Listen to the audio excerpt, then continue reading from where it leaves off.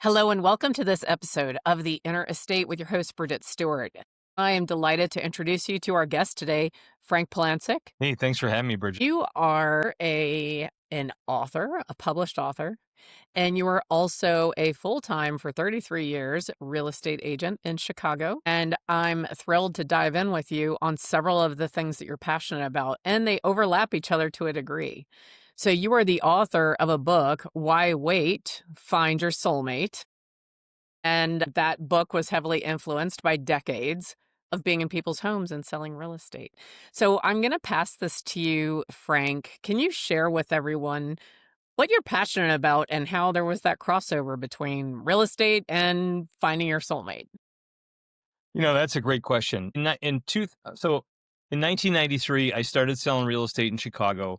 And over the years, I'd seen thousands of properties, and I'd taken lots of personal growth and development courses, countless personal growth and development courses. And I saw patterns in people's space.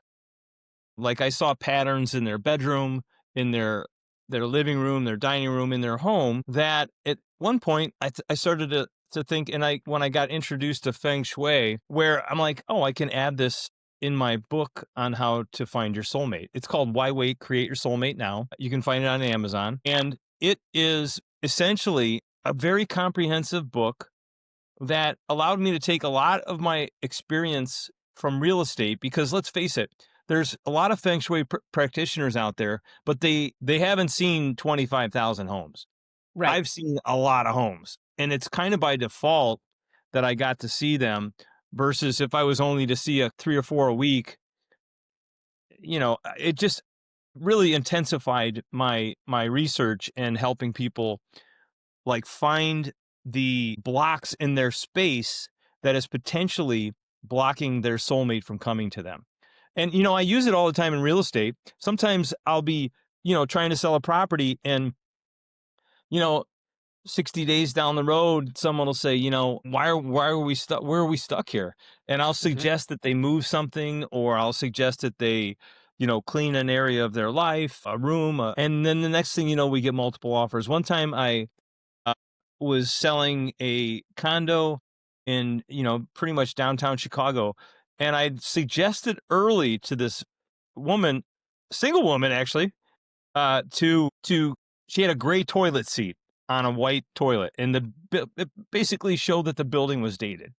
And I said, you should really change that toilet seat. And she resisted and resisted and resisted. And then, like, we got multiple offers, and she said to me, wow, this Feng Shui really works. I moved my toilet seat 2 days ago Wow. and replaced it with a white toilet seat. A white It was toilet very seat. subtle, and she was resisting it.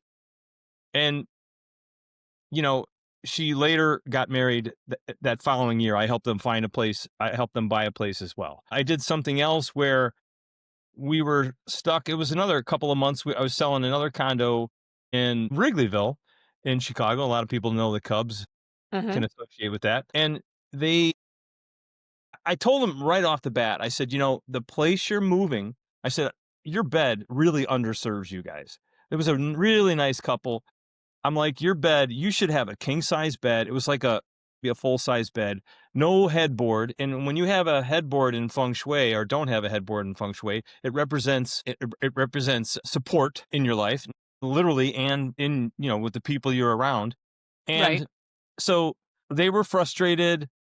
A couple months went by, no results. And then finally we got, again, this was multiple offers as well. And they told me that they ordered their bed, It's their new funny. bed for their place. And I was like, when I told Right. them, I said, don't be afraid. Just buy the one you love, and it will fit in the space where you're going. And Where you're going to that's go. what, so this is how I kind of stumbled onto it. Was through real estate, messing around with Feng Shui, seeing how it helped people. I had something recently where a client of mine, he had a girlfriend, but he was resisting buying a refrigerator that the client had asked for after the inspection, and it was sold as is. And I'm like, he was resisting. I go, you really just gotta bite the bullet and do this and just move on with your life. You could tinker around with this transaction. You could wait for another buyer. You could tell him no, etc." And he ended up doing it, closed on the place, bought a new place, got engaged, and then he has a new baby boy, which is going a year and a half old. So I joke with people. My next book is going to be "Why Wait? Procreate Your Soulmate." Oh, there you go. I like that. So That's anyway, that's excellent. kind of where my real estate and my soulmate stuff converge because in my, merged is because in the book, I ended up adding a whole chapter on Feng Shui Mhm. on what you can do.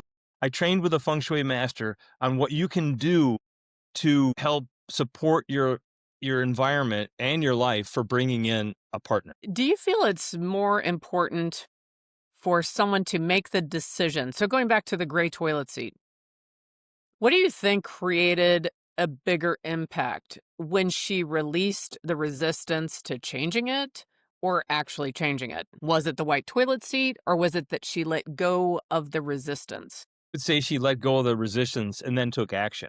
Like if she Mhm. didn't take action, I think it goes hand in hand. I think the releasing the resistance and then taking action allows something to come to you very quickly, Right. you know? Yes, the So, action is critical. I would agree with you on that. and the other thing is even just selling your place and getting rid of a one bedroom or a studio. A studio really barely supports one person, right? Right. And a one bedroom supports two people, but it doesn't support like family, growth. So I find, and it's no coincidence, I find when I sell single people, I help them sell their one bedroom, their studio, or even a two bedroom to move into something bigger.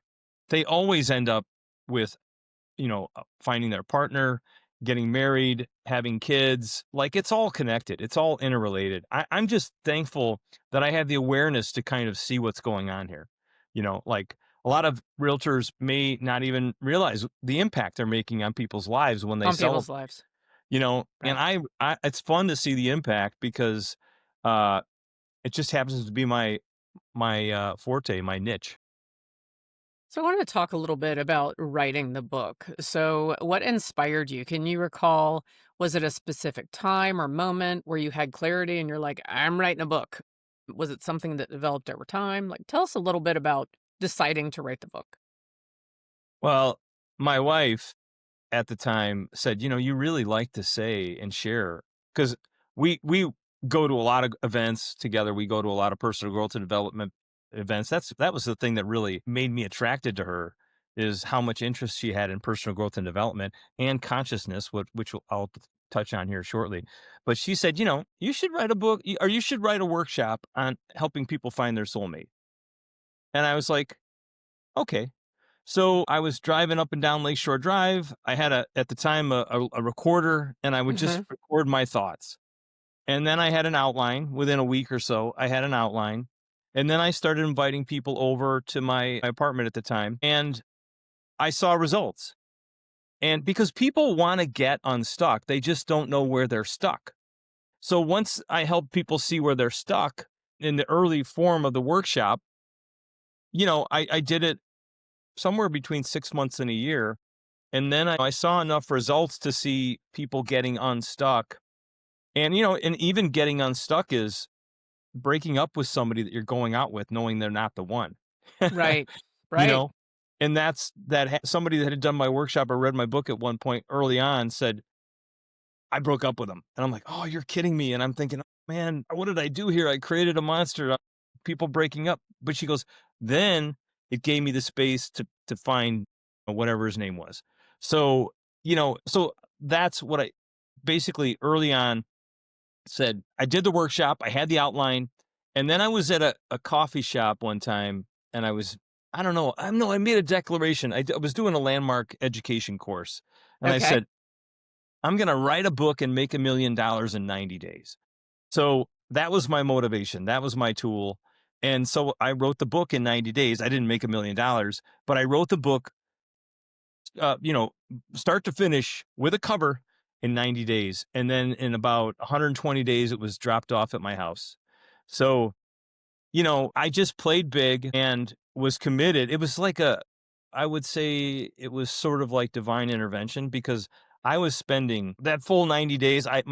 My wife was pregnant at the time, Mhm. and I had time in November, December, and January to do that. And, I knew it was a little bit kind of out of season for me in real estate. So if I'm going to do this with a kid on the way, I Now's the better do it time. now. And so that was all the motivation I needed, and it was pretty divine. My wife edited it.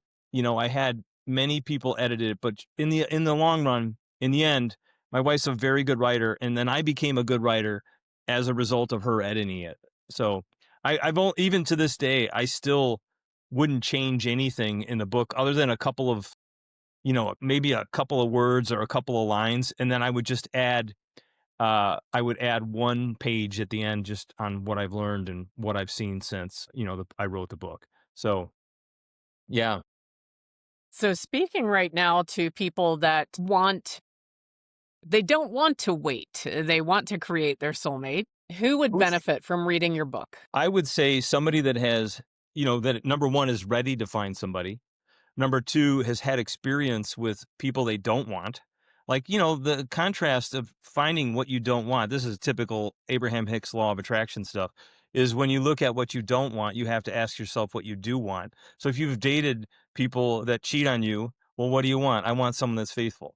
So have to, it's people that are fed up with their current situation, don't really know how to do it. Because let's face it, we don't have courses in education in school on how to find your soulmate.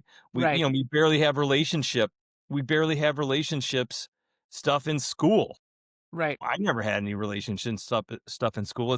It's really only after school in your traditional education that you find gems like this in personal growth and development. That's someone. And yeah, I would say also I wrote it for people that are between the ages of 27 and 35, right? I knew that for me, I wanted to eventually be married like right around 30, and that's about when I got married. And when I was 28 is when I started removing the blocks that were blocking me to finding my soulmate. Like, I had to get closure with my mother's death. My mom died when I was 14, so I always feared that someone was going to leave me eventually if I fell in love with somebody. And that was once I got that out of the way, that was a springboard into finding my wife. So that's what I would say is, people who are, and the other thing is I had to have a focus on who to write it for, 27 to 35, because Mhm. those are also the primary years when people want to create a family, they want to have kids, etc. But I also found out that later on there were people 50s, 60s, 70s reading my book. So it Mhm. didn't really matter. I just focused to, just focused on the target for me, and that, pretty much helped. And then everything started to Any flow. age, was not age specific. You had the trauma when you were 14 and that loss of your mother. Um, may have given you some guidance on what was blocking you. What if there's someone listening to you and I, and at the moment they can't see what's blocking them? You and I both know they probably know deep down, right? But they're not able to see it right now. Are there Yeah. exercises in the book that would allow the reader to uncover what is blocking them? Without question. It's really the first half is about unblocking, getting the blocks out of the way that are keeping someone from coming to you.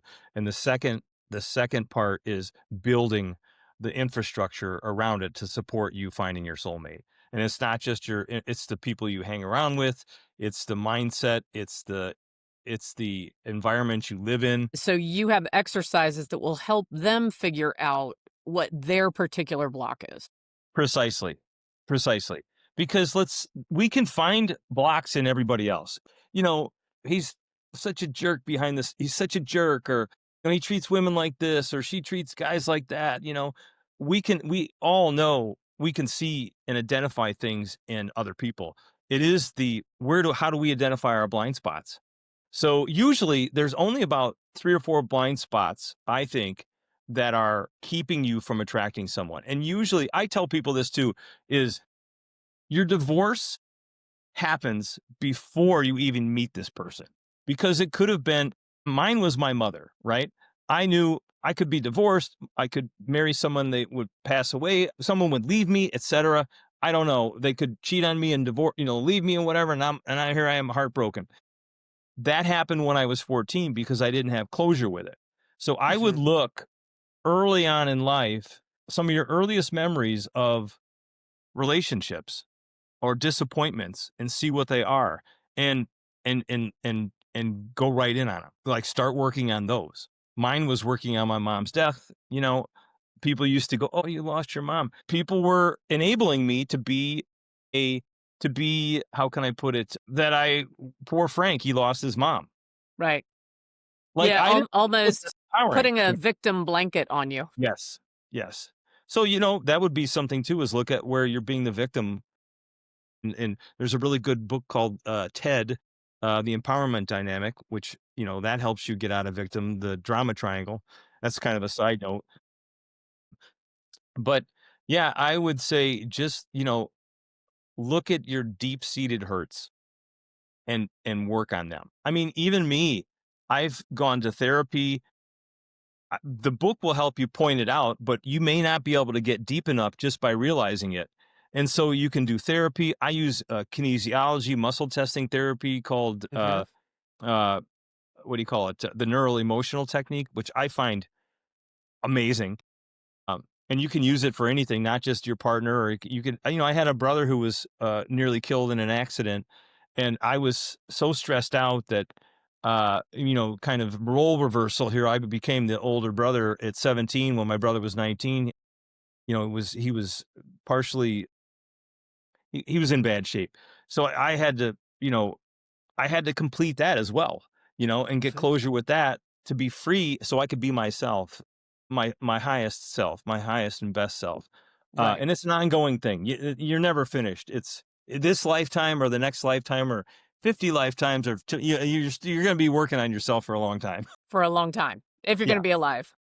Yeah. And you and I have a common mentor, and he would probably pipe in with something like, "If you're not gonna keep refining yourself and growing and learning and failing, you may as well get in the coffin and wait." Yeah. Right. So it's like, yeah, if you're alive, you have the opportunity every day above ground. You have the opportunity to continue to discover and refine yourself and impact those around you. All right, Yeah. so I have a highly practical side. If somebody is creating their soulmate now, where do you actually meet them? We're in a country with a loneliness epidemic. And I hate this phrase, but post COVID, people aren't going places or doing like, where do you actually even find them? Well, I would say the obvious places. Like, I met my wife at Landmark Education. Like, I was into personal growth and development and leadership, so was she. And once I cleared away what was blocking me, I could see her. Like, oh my God. Right, Oh my, what? Because I'd asked her out 3 or 4 times and she blew me off. And when I asked her out, because I was attracted to her, right? But then when right, I asked her out after one of the courses, I was only interested in getting to know her. So my context shifted. And then I went out with her to get to know her versus looking at her as a sexual object or, you know, like that way. And I've been with her ever since. And she also was working on stuff around men. I heard her say at one of the microphones that she had a breakthrough around men. And I was like, hmm, like she created the space for me to show up because if right. she blocking me from coming to her 4 times, I think she did blow me off 4 times. And that's on her, right?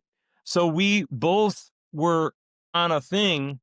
And look, it doesn't stop. We still create our lives as we're going now, too. I mean, she has stuff that's in the way. I have stuff in the way. My son does all that.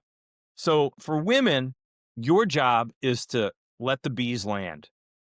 So you do the work, let the bees land. I'm not saying to not go and ask somebody on a date if you're a woman, but look, there's guys knocking on your door.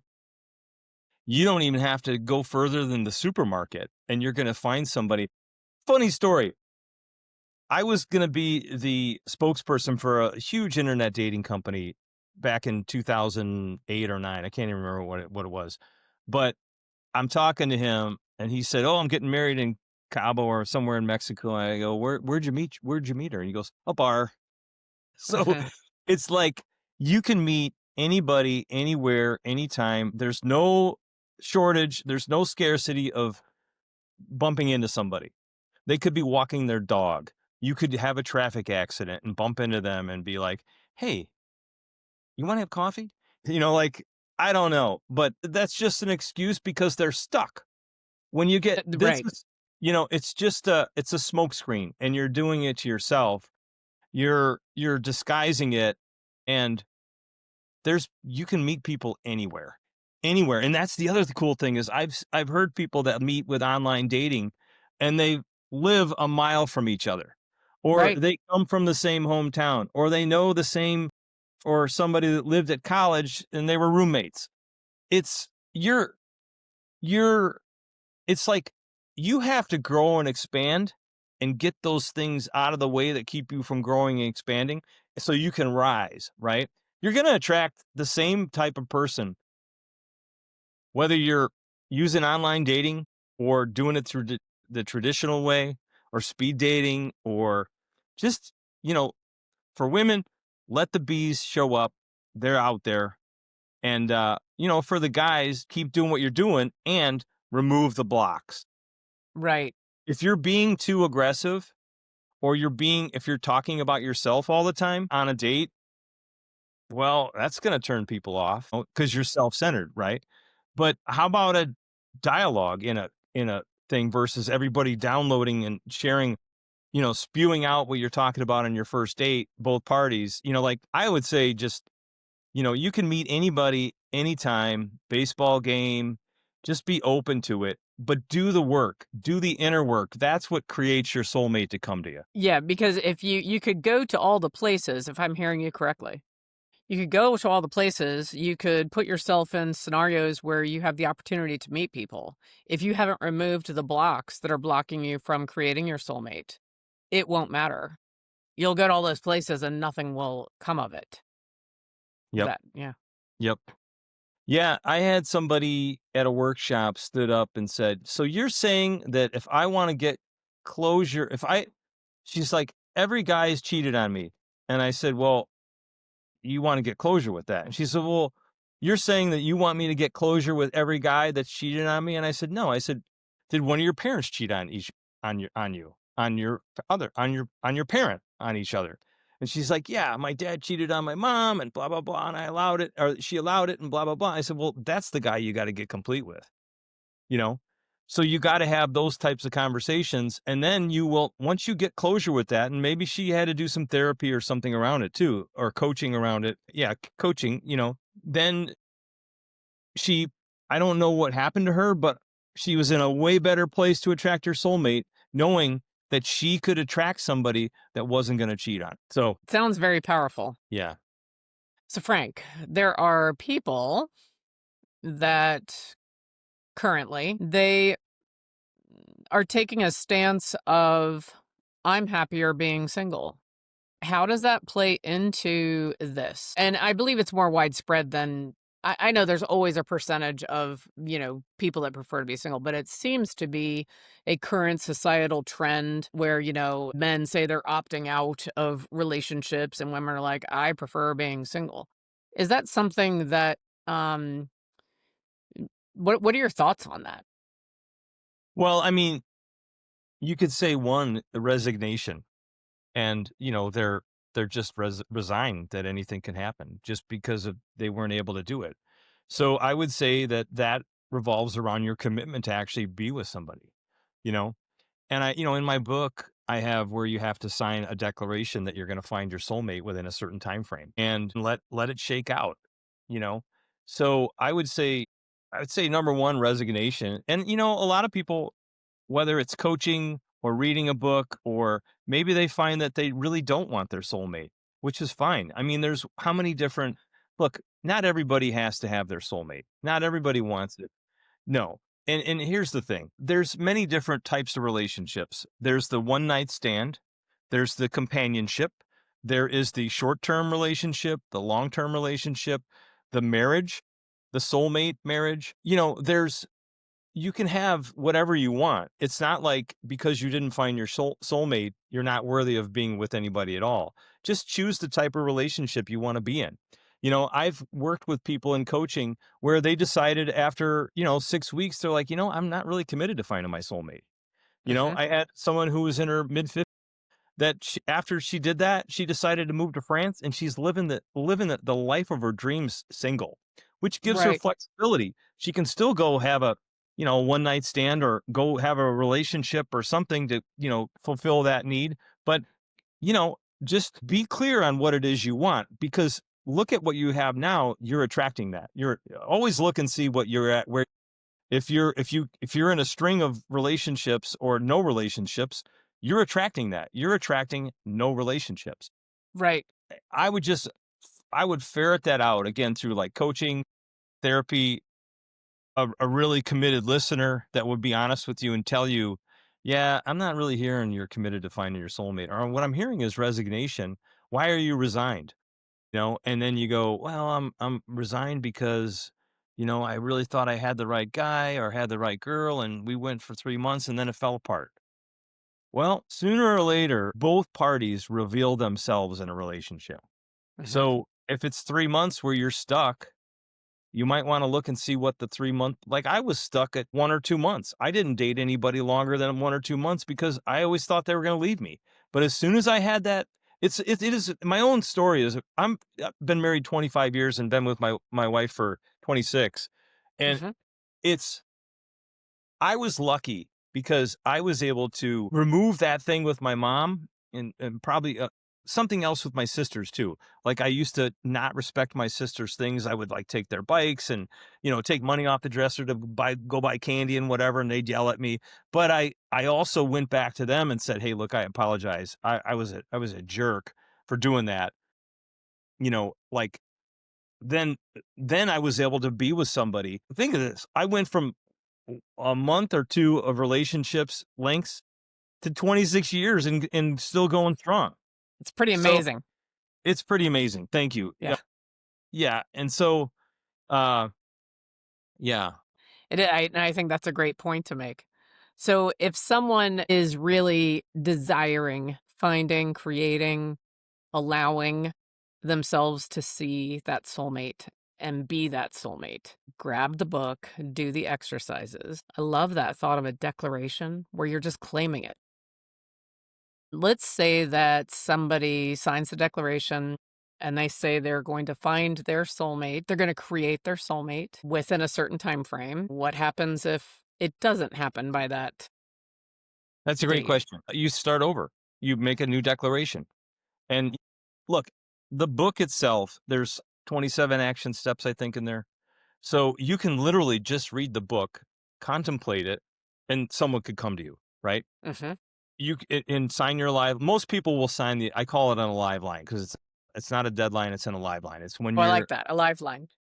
so you make the declaration and then you just do what you do. And if you know there's things in the book to do, you do them. You can hire a coach, someone like Bridget, you can hire someone like me to Mhm. help you see your blind spots. And I think that is the traditional, I think that is the strength. If you failed the first time, you had a plan, rework the plan, go over the plan again and see where you're blocked. I had someone that, and she became a friend. She did one of my workshops, read the book, and I can't remember when it was, but she came to my house because I had my son was, real young. He was 1 or 2 years old. And she came to my house and we're just sitting there and I'm feeding my son. All of a sudden I was shared something. I don't even remember what I shared with her, but the light went on for her, Mhm. turned. And now she's happily married, lives in Minnesota and has 3 kids. They're, I think they're now in high school already. So, I mean, and she found the ideal person for her and Todd, and I'm just like, and she will always thanks me. She's like, "Oh my God." She goes, "That day when we were feeding Max and I was hanging out at the house with you, the light went on." And, she always remembers that. And she's just like, she was open and blocked, but she was also in personal growth and development. So I think it once she saw, well, I think a lot of people in personal growth and development see something as well. They have a vantage point that they can see themselves like somebody else can see them, or see their own blind spots sometimes, and then they get through them quicker. So Right. now that's a consciousness thing as well, which a lot of people, you're knocking on the wrong door. Consciousness is a hard thing to measure. I'm a master muscle tester. I'm an avid fan of Dr. David Hawkins. He wrote the book Power versus Force, who mapped the universe of consciousness from 1 to 1,000. And one of the things that I was attracted to was my wife's consciousness. I couldn't articulate that until after I wrote the book and after I became, muscle testing and more conscious myself. And I was like, that's what I was attracted to. I was attracted to my wife's consciousness. Right. So recognize that too. It's a very subtle thing. How do you recognize someone's consciousness? How do you recognize? It's like you're swimming in the same water.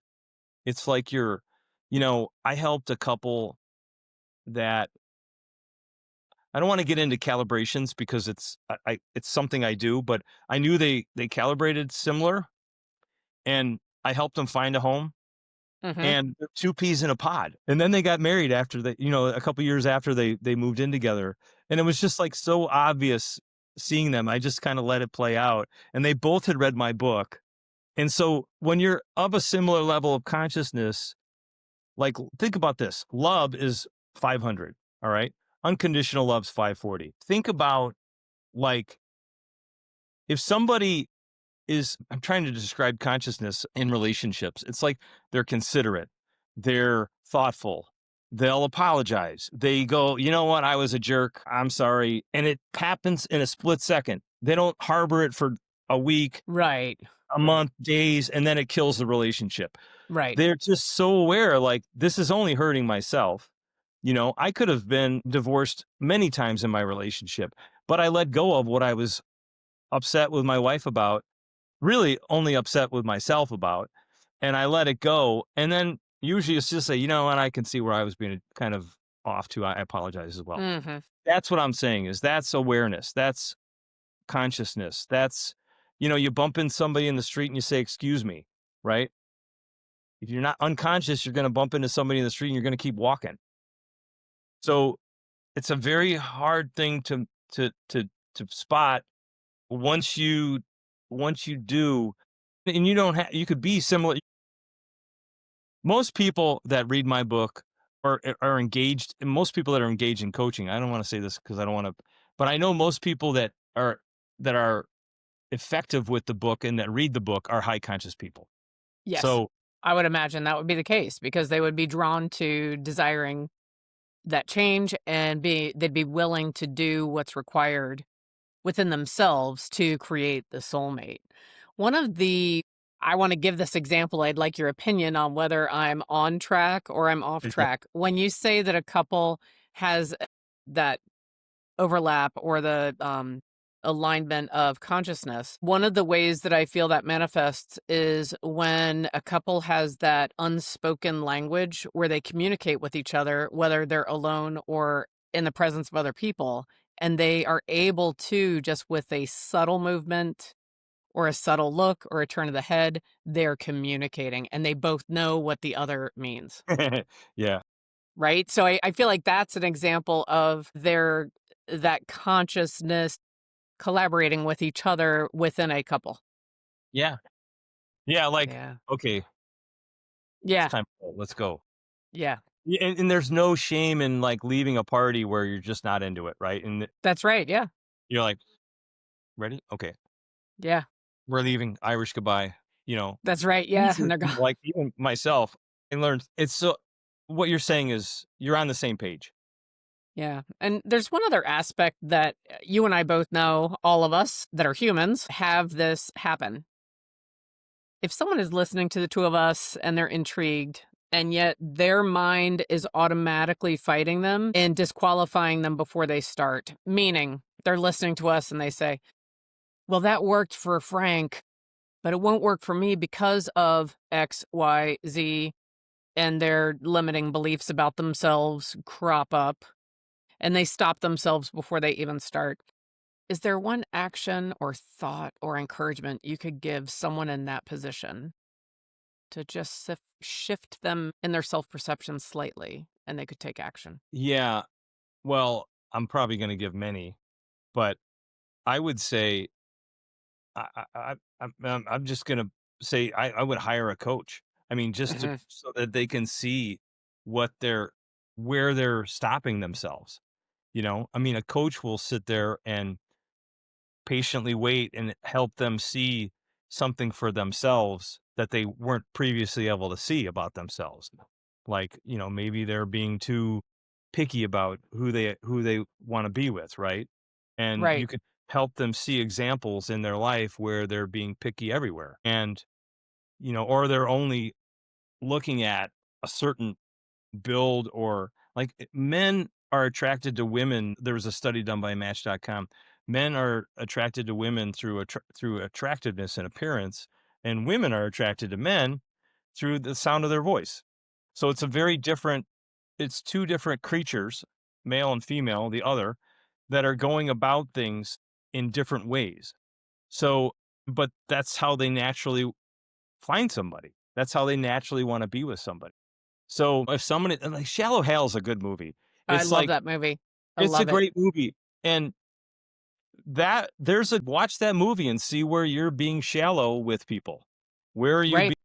being that way with people? That's what I would say is, you know, that's one thing that I would say. Just keep it simple and look at this just look at what you have in your environment. If your one bedroom apartment or your home doesn't even support you for who you are, it's a complete mess, it's not clean, you know, it's in disarray. I would start with your closet. Start cleaning out your closet, literally. Pick out your clothes and say, "This lights me up. I'm putting it in this column. This brings me joy." Or this I have no interest in this, I'm getting rid of this. It's Getting rid of college it. days, I'm getting rid of it. And then put something in the middle, like you can't decide what to do. Put that there and then do the same exercise a few days later with that pile. So that's what I would start. That's how I would start it. People will take physical action with inanimate objects. It's much, and that's why I put it ahead of time. That's why I put some of this stuff in the book in order that I put it was because I knew people would start cleaning up their bedroom right away. Right Like away. it'll take action. Well, they will all of a sudden they'll take all the single pictures off their walls in their house and go, Jesus, I've been radiating single vibes, you know? Yes. And then now we're kind of getting in the feng shui part of things. So I encourage people to go get two nightstands, a headboard, get things in your room that represent couples, you know, pictures of couples, couples kissing, statues, two alarm clocks, two lights on, you know, if there's the balance of power is if both people have nightstands with lights on each side Right.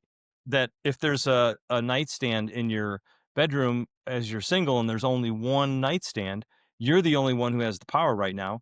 Get another one and balance the power out. There's, you know, when I first started dating my wife, I had the nightstand and we only had one nightstand. When she moved in, it was on her side. Yeah, there you go. That's She right. had the power. So if I needed something, I had to go, "Hey, would you turn off the light?" And then I've started to see where I started balancing my environment, and then I was, you know, able to learn from her and generate my own power, bring the own power out of myself with being with her. So that is one thing that I would, without question, do. I would just have the person say, "Okay, can you focus on your bedroom for the next week? Can you go in it and clean out and take all the stuff out of it that you don't want in there? Let it breathe before you put anything else in there, Anything in? you know, and then go see what lights you up. Go find a great mattress. Go find a great The first thing that my wife and I did when we got engaged, we bought a brand new bed. We bought a brand new bed and we still have it, and we bought a new mattress. So, you know, some people are sleeping on single mattresses, right? How is Right. that going to support being with somebody? And It's not. you know, some people have a futon in their studio, and it's like, how does Yeah. that support you know, attracting your soulmate? So I would say Right. start in your environment and you know, start with your bedroom, start with your closet and your bedroom, and go to town clear away the clutter, look at the items that no longer serve you, and then let it breathe and write a list of things that you want for your bedroom that would light you up. And you'll find that, you get brand new sheets, you get 600 count Yes. sheets or some crazy count sheets. You're like, wow, I like this. You start feeling Right. better about yourself. And then all of a sudden you're talking to somebody at the bar, and somewhere you're talking to them, and thread count comes up and you're like, I just bought thread. I just got new sheets. She goes, I love thread. I love that thread count. They're so Right. comfortable. Do you know what I'm saying? Like, oh wow, Yes, that raises your energy. So it does. I would say, start in your environment. One of the common things that I tell people is whatever's going on up here is in your environment. Absolutely. And it even reminds me a little bit, not entirely, but it reminds me a little bit of the Admiral's book, Make Your Bed, and that impact of just making your bed every morning and having that, so it's very similar in that you can start there. And when you start there, it can have a ripple effect on how your self perception, how you carry yourself through the day, and who you will attract and your energy. So I think that is amazing. It's amazing steps for people to take, for sure. Yeah, and they're simple. It's not asking too much. We're adults. If you're gonna Correct. find you have to take adult action. You have to upgrade yourself from being a kid, being a young person, all those layers that you've built on yourself, peel away the layer of the onion and become an adult. And Right. and you have to constantly becoming more of an adult in my life with my wife and even with my son. Here's the funny thing. My son every once in a while will say, apologize. And I'm like, okay, fine. And Right. my wife will look at me and she goes, the bar's pretty high. So It's great. yeah. So I make these references because I'm not any different than anybody else. Mhm. You know, like anybody else can have these awarenesses about themselves and make themselves better. And once you get in a relationship, it doesn't stop. The learning, the personal growth and development doesn't stop. You just get stuck and you got to find out new tools, coaches, therapists, books, workshops, seminars in order to break through. It's ongoing. Experiments. You Experiment. experiment with yourself and your environment. Yeah. Yep. So anyone out there that is having any thoughts around, I am too, fill in the blank, old, fat, skinny, ugly, pretty, well, like whatever they're thinking about themselves, would you say, dumb, smart, introvert, extrovert, like whatever, however they have labeled themselves, if they're using that to exclude themselves from the pool of creating their soulmate, can you give them a resounding, there is someone for everyone, and you're not to anything? There's someone for everyone and embrace yourself. That's part of it. Yeah.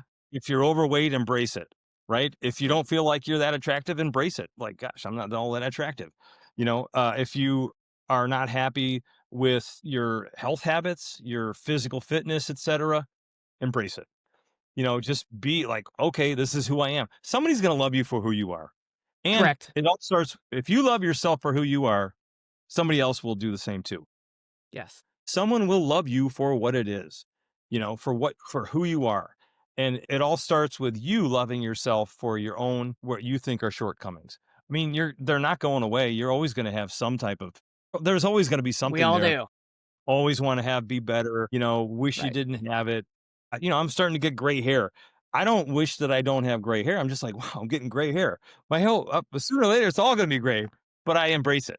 So there Well, you have this it. is remarkable, and I love how your experience being in spaces and feeling the energy of spaces and the Feng Shui led to this entire path for you, and now you've impacted so many people with either their relationships or their residence, and as you shared, sometimes both. Like, it's been what an interesting dynamic. It is I feel like it's very compelling, and I wanna thank you for sharing all of that with us today. Thanks, Bridget. Thanks for having me on. This was really a great conversation. I could talk to you for hours, and I just really appreciated everything that you shared. Again, links for your book are in wherever you're listening to this podcast. It's in the description. And again, it is called Why Wait? Create Your Soulmate, right? And they can No, go ahead and get that. actually, That was the original, Why Wait, Create Your Soulmate, and then my book editor said, "Add now to it. Why wait, create your soulmate now," which Excellent. I liked it because it rhymed, "Why wait, create your soulmate," but I Mhm. was like, "Okay, I like the now," and it added more urgency to it because it is It all does. about, it's not someday, it's what can you do now? And, for anybody who wants to, grab the book, go on Amazon, order it on Amazon, Why Wait, Create Your Soulmate Now. If you have a positive experience with it, definitely, write something positive on the testimonials. That'd be great. If you want to reach out to me directly, well, go to createyoursoulmatenow.com. That's my website. Well, I have really enjoyed this conversation with you as well. And I hope that there are people that are going to take action and realize that they can create their life by design, their environment by design, and their love. They have that option if they choose to take it. So, Frank, again, thank you for being our guest. If you're listening to this episode of The Inner Estate, I hope you'll join us again. Have a great day.